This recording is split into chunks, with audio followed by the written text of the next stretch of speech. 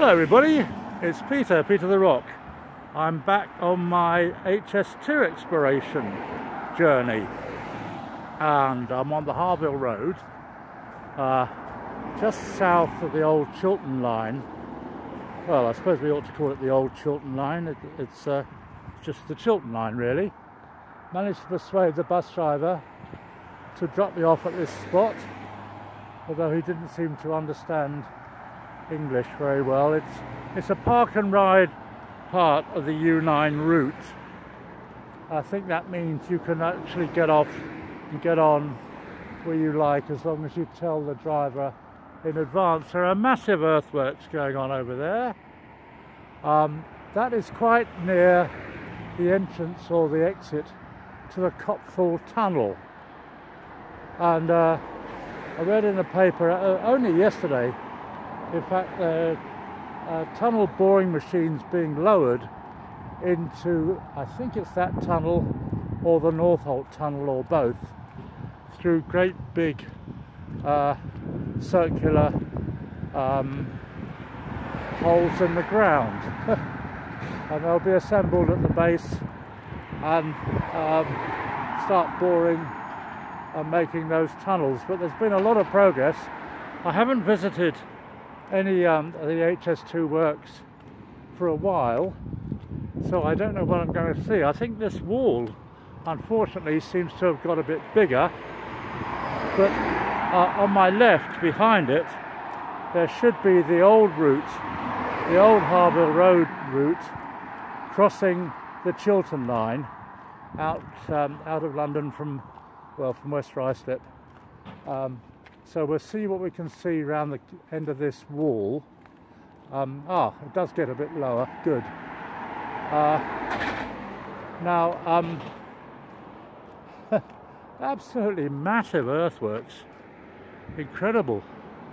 And I assume that nearly all of that is spoil, or bits that have been dredged up from the tunnel. Here we are. Hello folks, it's a railway and it's an arch and it's a bridge over a railway, and we are at the Chiltern Line. It's an ordinary train line. There's no electrification, no third rail, no underground shares it. In the distance you can just about see through the bushes a green light. Don't know if that helps. Probably not. Yes, just to the right of those mounds. Yes, there's a green light. So that doesn't really tell me very much, except that we haven't just missed a train. So the car going across that bridge used to be the main road from Uxbridge to Harefield. Now, of course, you can judge by the noise behind me, it's kind of bypassed, I suppose, and I don't quite know why that is, except that of course it's got something to do with HS2 and how the railway, the HS2 railway and the viaduct will have to cross this road. And I can hear, it looks, I thought it sounded like an engine, but I'm wrong. Maybe it is. Let's just wait another few seconds. But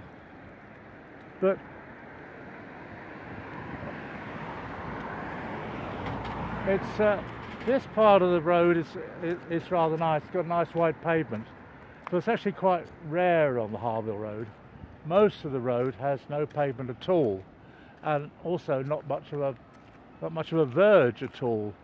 So you have to sort of walk on the slight slope of the side of the road, or in muddy bits, or just sort of negotiate your way a few yards at a time as the cars fly past. Now, it was at this point here, I think, when I was last here, or quite near here, that I was met by some security guards. Oh, hello. I thought I heard a train go by, but I think I was mistaken. That may well happen again today, because there's a nice little CCTV camera up there, the camera up there. They're probably watching me as I walk around the place.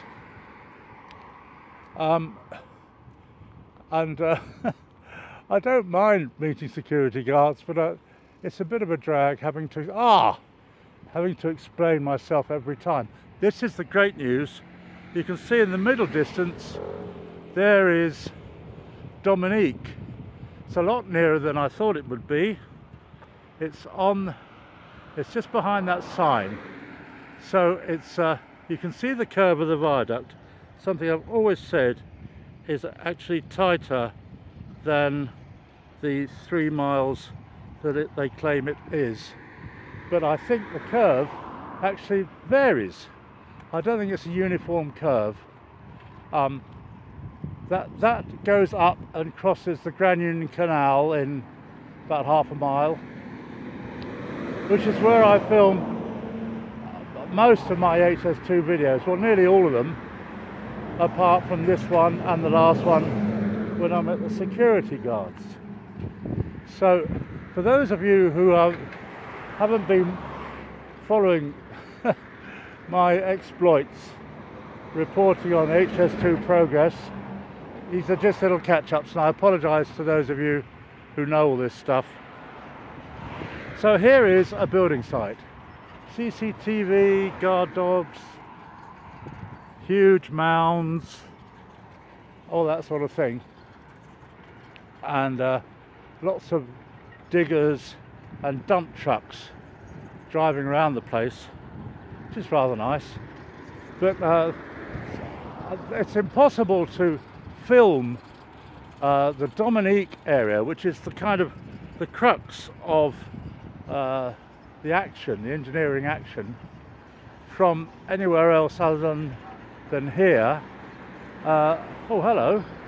There's a kind of support system. There's a wall.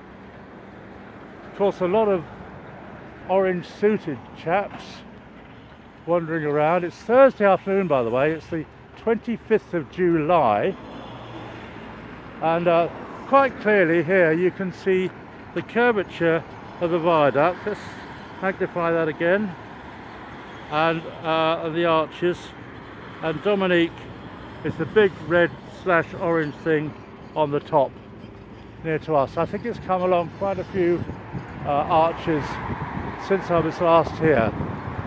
So there's a lot of serious... Oh, that's interesting. Over the road, that almost looks like a tunnel entrance. I don't know quite if it is, but it seems to be pointing in the wrong direction. But if I get a chance to cross the road, I won't be able to see it over the fence, unfortunately. So there's not much point in doing that. But I have been told by Steve Walker, hello Steve, of a new route to get closer to Dominique. So I'm going to attempt to find that, and I better stop the video here, and hopefully the next one will show me getting much closer to Dominique. Thanks a lot for watching. It's Peter the Rock.